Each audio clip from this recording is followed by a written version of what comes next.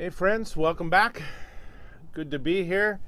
Hope your fall is rolling along.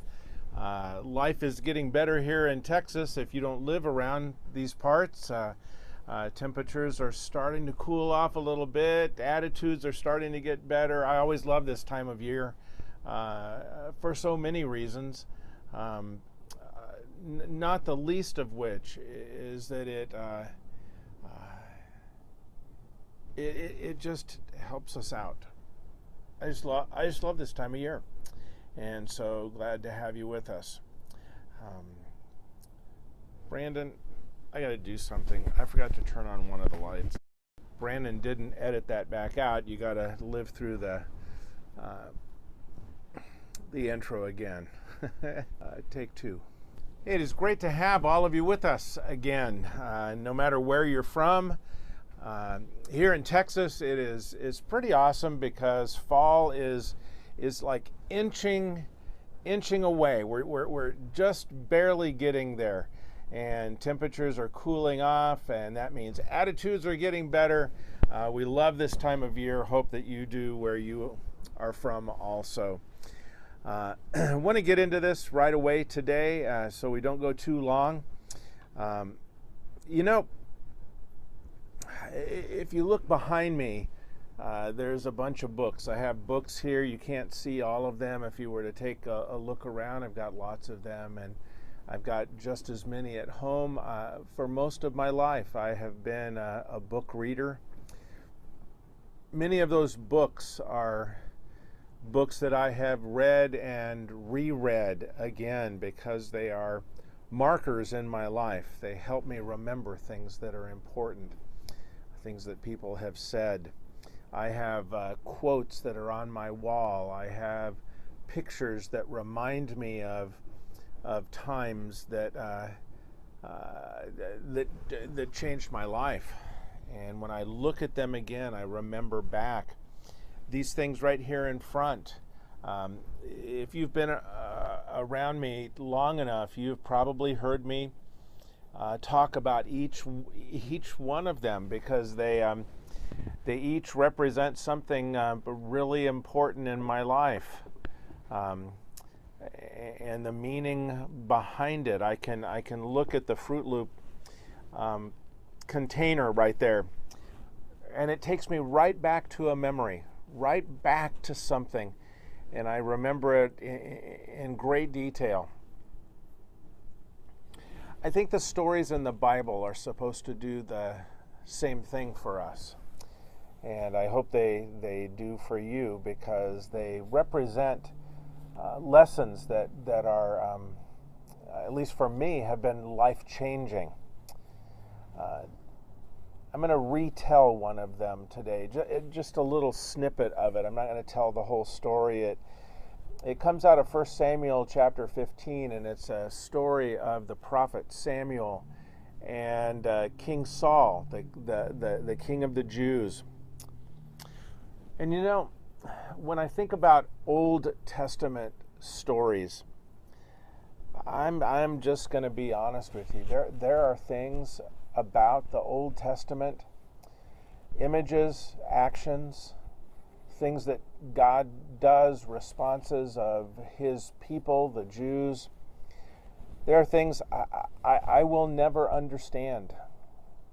These question marks that just sort of loom for me. But I think I have come to peace with most of that because I really do believe that God's ways and God's thoughts are higher and greater and more magnificent than my mind can even comprehend. They're certainly more noble than mine are. And I guess I've learned to live with questions that don't necessarily have answers. Some of my questions I talk to people about, and they're really quick to give me answers. Oh, well, here's what that means. And I guess I have refined the art of disagreeing without coming across like I am condescending. But if you've got all the answers, if everything is in a neat package for you, then good for you. My life and my thinking, it really has not ended up that way. But I will tell you, what the Bible in general and what the Old Testament stories have taught me is clear.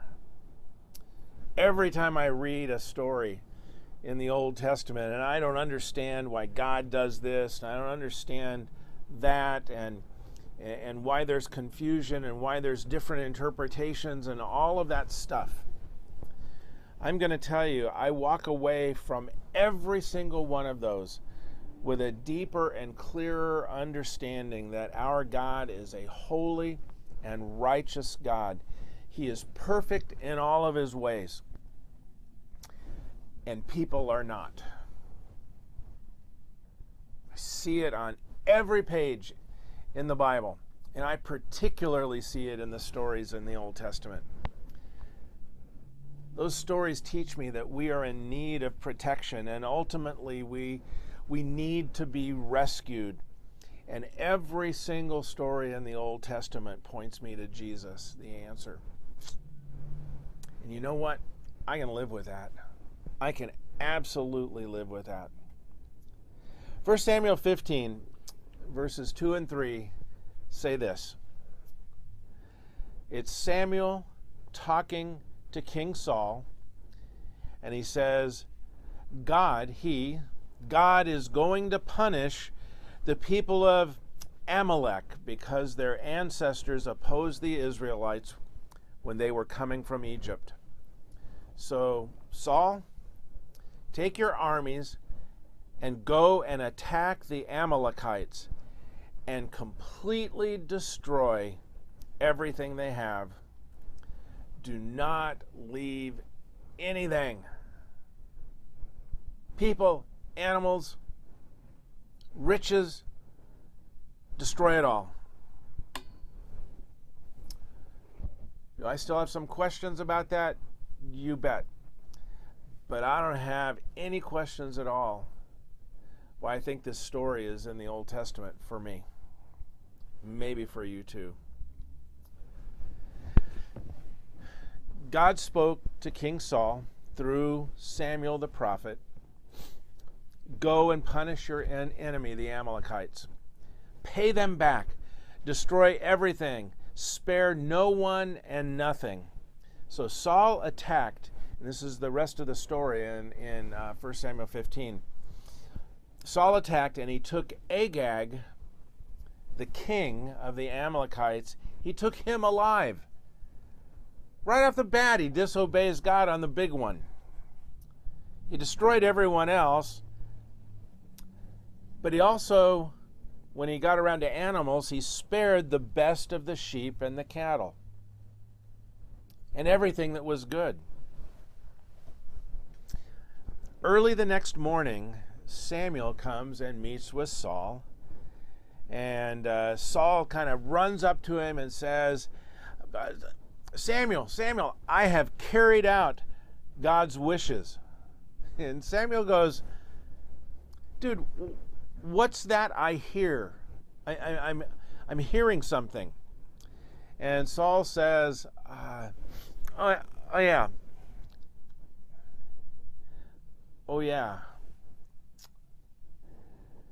Those animals that you hear in the back and the crying of that guy, I guess I really didn't do exactly what God said. Samuel says, why didn't you obey the Lord? And Saul has the audacity to say, I did. I destroyed everything except the best. And Samuel, understand this. I get it. I was going to make a sacrifice and offer them to God because God is so great. And I picture Samuel just sort of shaking his head and going, man, you still don't get it, do you? You see, in the Old Testament, sacrifices, it was about bringing an offering.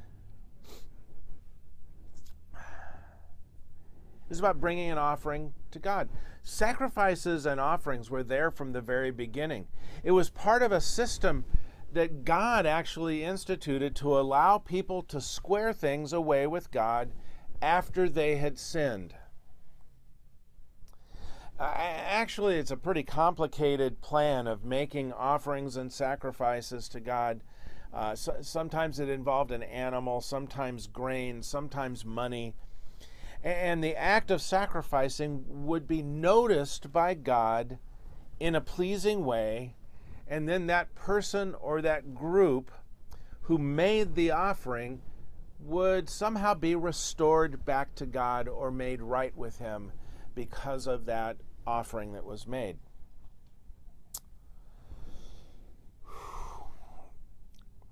You know, it's natural to grow up looking for the approval of parents. As we grow, it moves to teachers and coaches and friends and mentors, all those people in our life that we respect and we want their approval. For me, I never quite got past my dad. Yeah, there's a special bond between dads and sons, I think. There certainly was with me and my father. I wanted him to be happy with me. I wanted my dad to be delighted in my performances. I grew up with a desire to have a relationship with him, wanting him to be pleased with me. If I did something wrong, I'm telling you, I would work extra hard. I would work extra hard to try to make things right with my dad because I wanted his approval. I can see where this thinking can spill over into our interaction with God. I think I understand some of this Old Testament sacrifice thing. I think in some ways I wonder if they were the ones that actually made it a way to prove to God that they were acceptable to Him. I don't think that's what God ever intended. But I think they made it that way. No matter how bad you messed up, you could always go and build an altar and go and make a sacrifice, and somehow everything would be better. Do I know this for absolute certain? No, it kind of looks that way to me. But I know it is embedded in our human nature to do this. It's what leads me to believe that from the very beginning, people kind of twisted the meaning and purpose of sacrifices and turned it into something you did to make things right with God. Now here's the deal. No matter where it came from, no matter what it ultimately became, they got it all wrong. That was never really God's intent. And I know this because I can look at the end of the story in chapter 15 of 1 Samuel. And there's a verse that I'm telling you has forever changed my life. I learned it at an early age, and I've never let go of it. It's verse 22 in chapter 15. It says this, "But Samuel replied, 'Does the Lord delight in burnt offerings and sacrifices as much as in obeying the voice of the Lord? To obey is better than sacrifice.'" Listen to this. God doesn't want our sacrifices. He wants obedience. God doesn't want our sacrifices. He wants our trust. God doesn't want us to live in a system that we have somehow created in our own minds, that if we sacrifice enough things back to him, that he's going to be pleased with us because of our sacrifices. God has always wanted relationship. He has always wanted our heart. That's the story of King Saul and his battle with the Amalekites. He has always wanted our heart. And I'll tell you today, let me challenge you to remember that. Remember that God doesn't want our sacrifices. He wants our obedience. He wants our trust. He wants our relationship. Just remember that as we share in the fellowship of the Lord's Supper today. Remembering the love of God through the bread and the juice of communion. Let's never forget what Jesus has done for us. Till next time, see ya.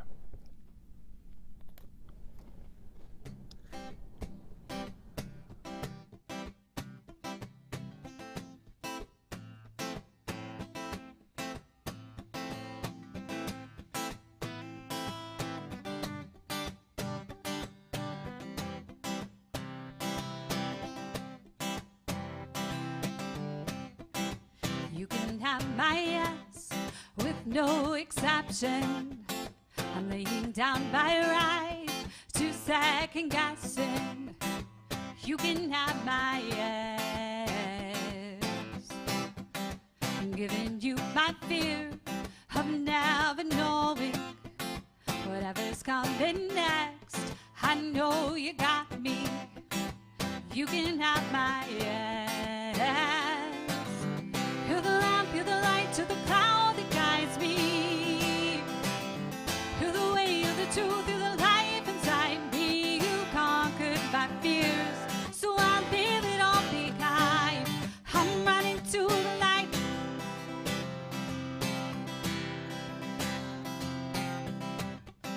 I'm giving you my dreams and my ambitions. Your presence is my prize and my provision. I'll answer when you ask. Oh, who could come against if you are for me? 'Cause even in the fire, I know you got me. I'm giving you my